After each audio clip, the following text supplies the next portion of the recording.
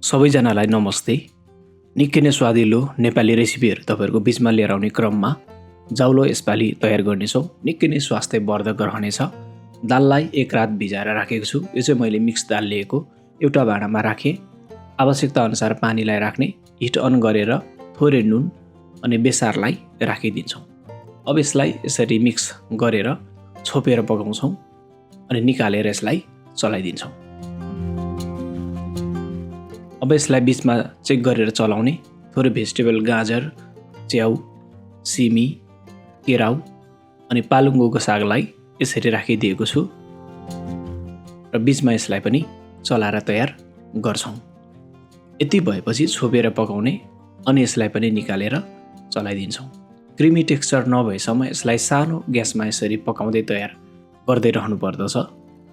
बिचबिचमा यसरी चेक गरेर हल्का मजाले यसरी मिचेर पकाउनु पर्छ। अब यसमा अलिकति घिउलाई राखिदिने, निकै नै स्वादिलो रहने गर्दछ। अन्तिममा यसरी घिउ राखेर बनाएको जाउलो। अब थोरै मरिचलाई पनि राखिदिउँ अनि यसलाई अब चलाइदिन्छौँ। सानो आगोमा पकाएको हुनाले मजाको क्रिमी टेक्सचर पनि यो जाउलोमा बनेको छ। यसलाई निकालेर यसरी तयार गरेर सर्भ गरेको छु। बनाएर खानुहोला, निकै मिठो हुनेछ।